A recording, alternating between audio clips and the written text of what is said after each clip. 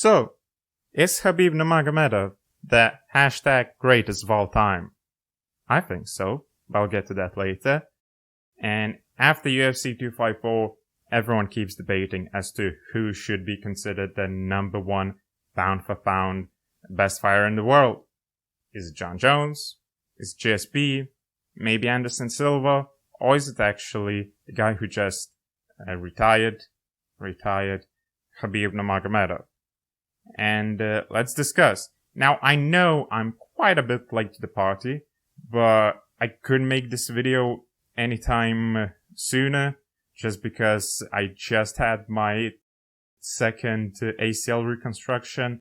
I had a huge knee surgery, the meniscus, ACL, all that good stuff, you know. And I wasn't too much pain to make any videos, and I'm trying to catch up. I'm trying to make more videos right now for you guys. This is an interesting time in the sport, and I'm really excited to put out more and more stuff.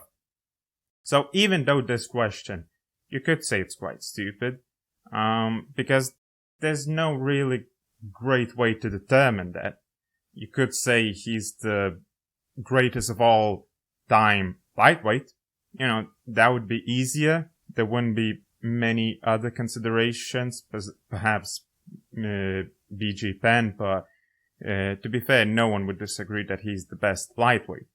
But there are fans who want to see who's the best out of all the divisions. And to be fair, this is the most interesting part of the sport, in my opinion. Just gathering a bunch of fans and seeing who they decide is the best. You know, it's super fun just to have these discussions. And I'll present you the arguments why I think Khabib is in fact the number one fighter in the world. And I'll present you some arguments against Khabib being the number one.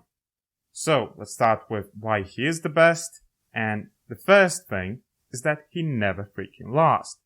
And that's the first thing that comes to everyone's minds when they think about Khabib, when they discuss him, when somebody's new to the sport, they find out that this guy exists, and that's the first thing you say, is that he's 29-0, he might be 30-0 pretty soon, and that he never freaking lost, which is practically impossible in this sport. And that's pretty much it. He lost 1, maybe 2 rounds in his entire career. He dominated almost every single one of his opponents, and all of his wins were decisive. You can't. Some of them were more dominant, some of them were less, but none of them were close. Had 0 split decisions, and he just dominated every single one of his opponents. Which brings me to my second point. He did so in the toughest division in MMA. Now, that's not just my opinion. It's not just the fans' opinion. That's most fighters' opinions. Fighters fighting in heavier divisions. Fighters fighting in lighter divisions. Josh Thompson has made this point many times. Chael Sonnen has made it. Guys that are, as I said, guys that are much bigger, they don't have to have the skill set that these lightweights must have, because there are just so many of them. Just, in not only in the UFC, in all the organizations, lightweights tend to be the most skillful or the most powerful to combat these insane skill sets. Obviously, when you have the most fighters in a particular division, you get the most talent. And the fact that he was as dominant as I said he was in the toughest division, that's a huge point. That's, I think, is the second biggest point as to why he should be considered the greatest of all time. Now, the third one, in my opinion, is also quite crucial, is that he kept on improving from fight to fight. Now, we see fighters that have a particular skill set, like Khabib's wrestling. Maybe their striking is unique. Nobody has caught up to it, and just keeps on. The opponents keep losing, you keep winning, and you don't change much. You don't improve other areas of your style, and you keep really the same fighting style. And that's not Khabib's case. He kept on improving his wrestling, which we thought was impossible, but also his striking, his other areas improved tremendously. We just saw he won by a triangle choke against Gaethje. He has, we all know he has amazing ground and pound, but we saw against Conor, his striking wasn't that bad.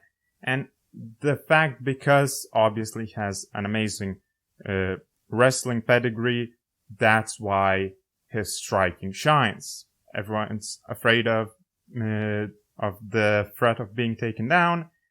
That's why Khabib gets these huge shots against guys like McGregor, who are awesome freaking strikers. So the fact that he is extremely well-rounded, he became more well-rounded as he went on.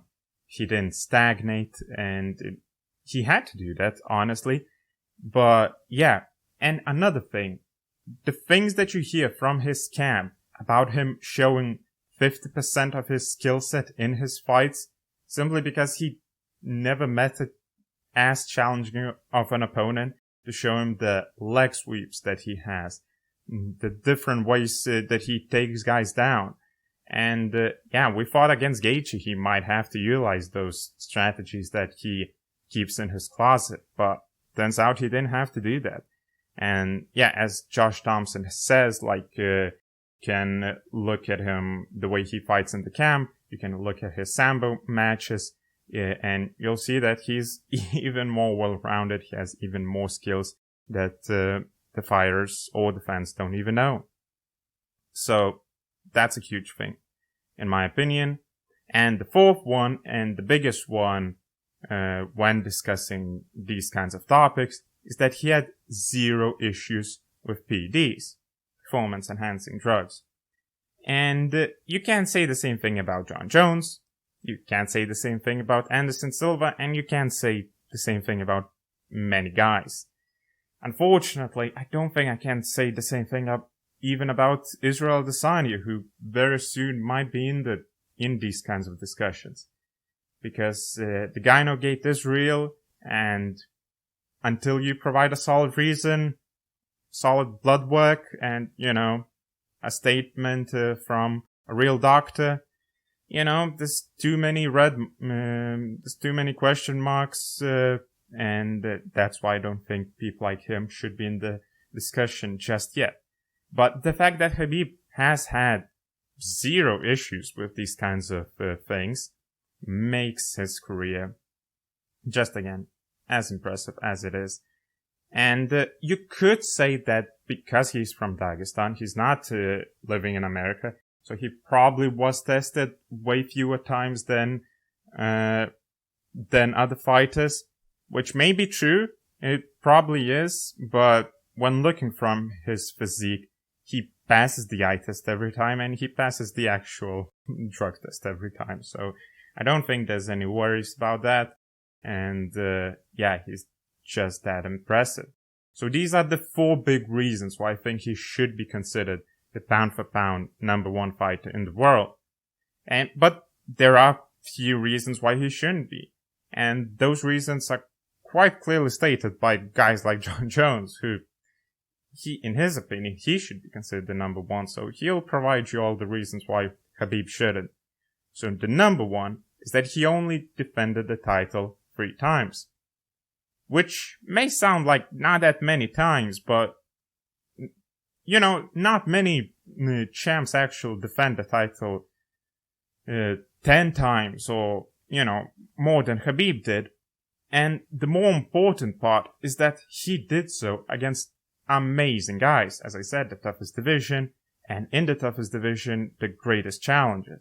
And when he fought Gaethje, when he fought McGregor, when he fought Poirier, these are insanely awesome guys who could be the champs one day, who some of them were the champs, and he made them look like nobodies.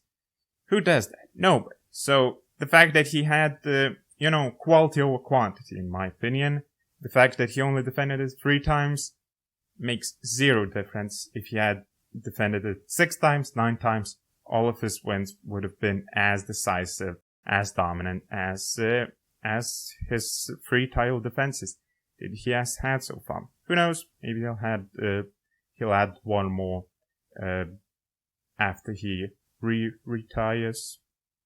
Whatever. So the second one is that he didn't change weight classes. Now, this one isn't talked by that many people, to be fair.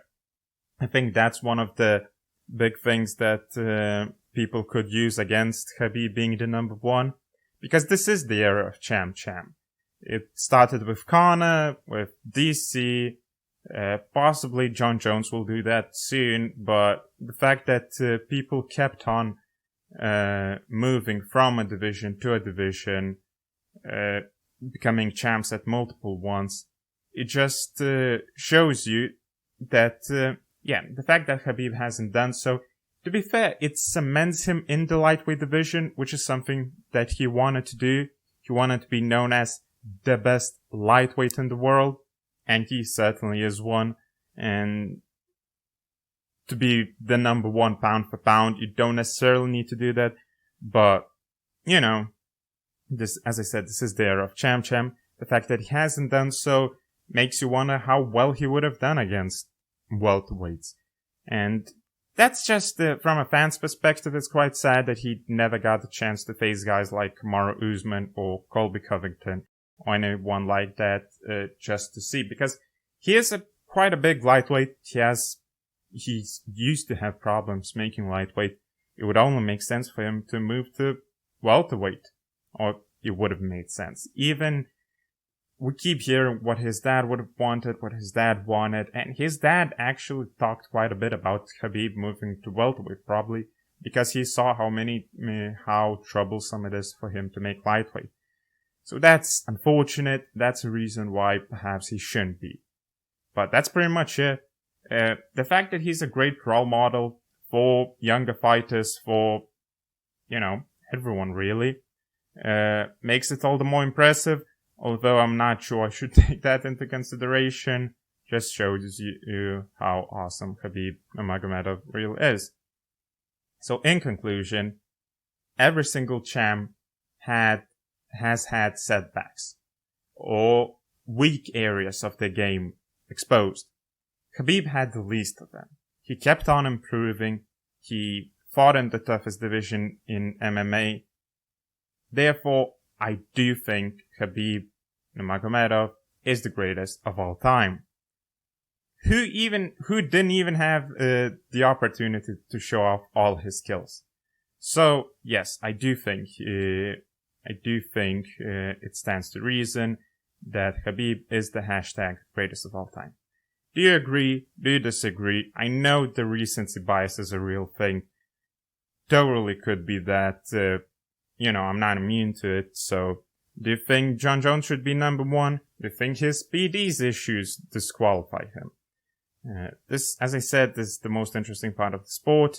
I'd love to hear what you guys think. I'm gonna make more and more videos. I'm gonna perhaps make this a series and just provide you arguments why, for instance, GSP should be considered number 1. Why Jon Jones?